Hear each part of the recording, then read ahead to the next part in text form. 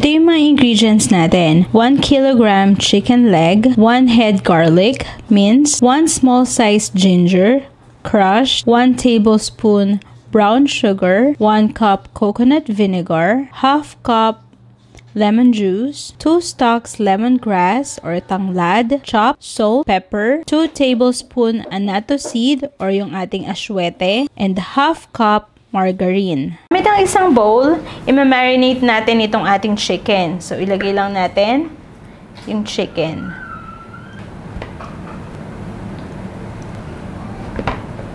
Then, ilalagay natin yung ating coconut vinegar, yung lemon juice, then itong ating ginger,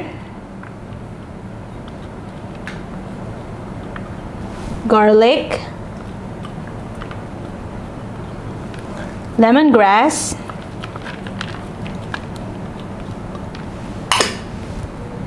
salt, at pepper.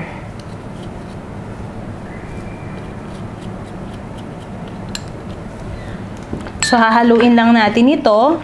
Lastly, ilagay natin yung brown sugar.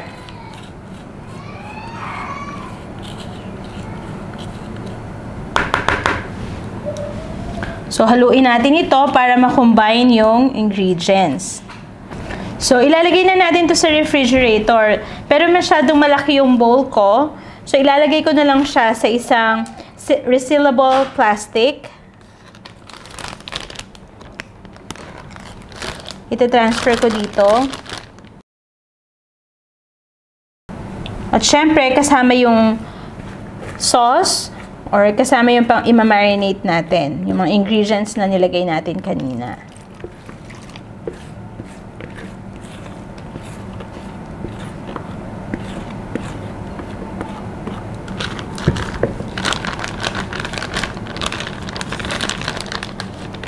Haluin ko lang para mapunta sa ilalim yung ibang ingredients.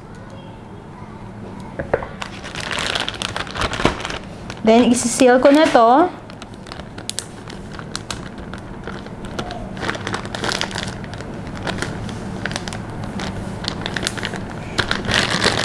Okay.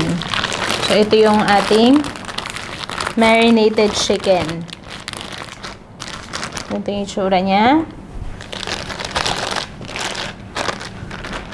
Then, ilalagay ko na siya sa refrigerator at i-marinate natin siya overnight.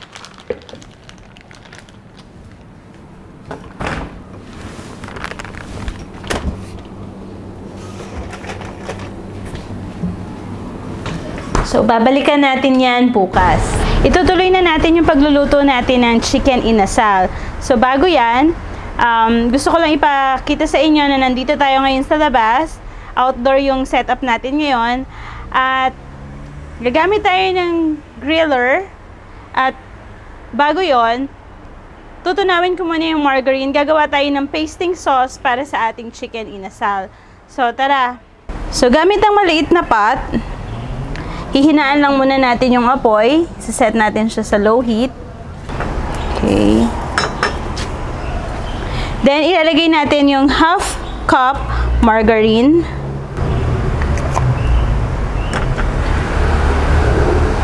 Then, i-melt natin itong margarine.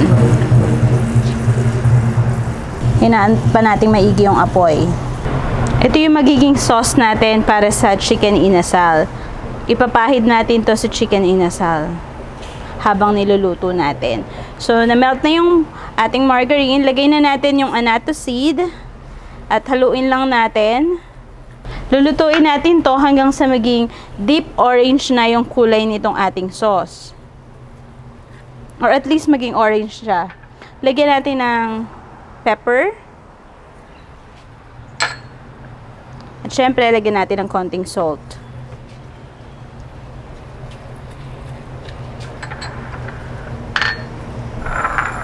Kung nakakain na kayo sa mga inasal, ito yung parang chicken oil na nilalagay mo sa kanin. Ito yung ginagamit doon. Okay. So, I think pwede na to. Patayin na natin yung apoy. Then, sasalain natin siya kasi ayan yung annatto seed or yung aswete. Salain lang natin.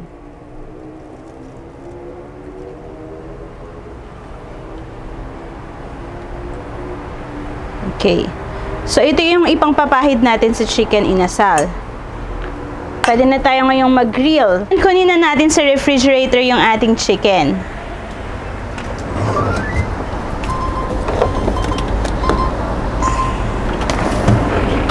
Ito yung ating marinated chicken. Ganito na yung itsura niya. Ngayon, ilalagay na natin siya sa bamboo stick. Ito yung bamboo stick natin. Okay, so kukunin ko na yung chicken. Ito yung isa nating chicken. At hihiwaan natin siya ng malapit dito sa bones. To make sure lang na maluluto siyang maigi. So, ayan. Hiniwaan natin siya. Okay. So, ganito yung itsura niya. Next is lalagyan na natin siya ng bamboo stick. So, dito natin sisimulan yung pagtusok sa legs. Then, kapain nyo lang. Patayo. Okay. So, ganito yung magiging itsura ng ating chicken. Ilagay muna natin sa tray. At gagawin natin itong procedure na to sa lahat ng chicken na marinate natin. So, pwede nyong isama na rin yung mga spices na nilagay natin. Na marinate natin. Okay lang yon. Okay, ito na yung ating chicken na nilagay na natin sa bamboo stick. Ngayon, i-grill na natin ito. So, i-barbecue na natin or i-grill na natin itong ating chicken. Lagay lang natin sa griller.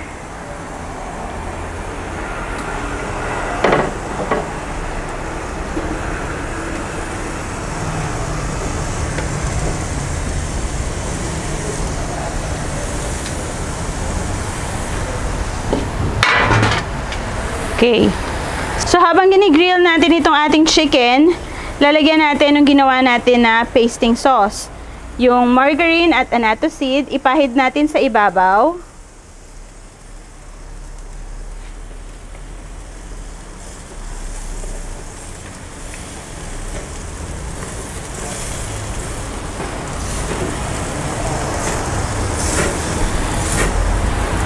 Okay. So, mag-ingat lang kayo habang ginagawa niya tong process na to.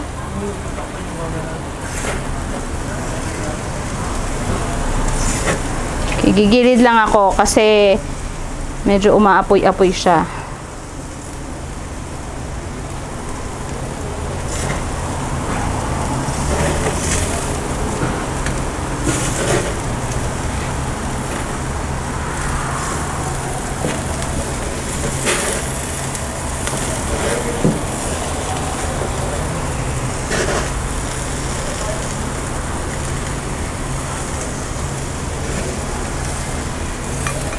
Okay, so takpan lang natin muna to. Babalikan natin after 10 minutes. Make sure lang na hindi masyadong ibabaliktad ninyo or wag nyong ibabaliktad yung chicken more than 2 times para hindi maging dry. Yung chicken natin, luto na yung kabilang side niya. Babaliktarin na natin siya.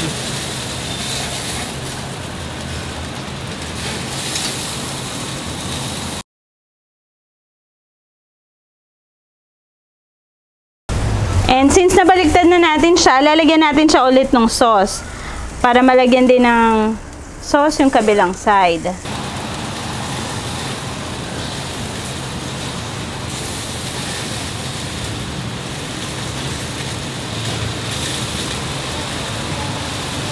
So, takpan natin ulit ito.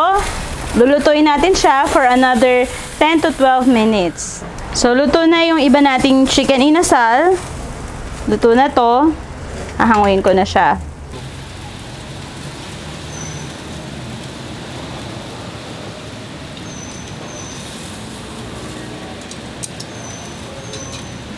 Ito na ang ating final product, ang chicken inasal. I hope nagustuhan niyo yung recipe natin ngayon. Thank you for watching. Please don't forget to share this video to your friends in social media.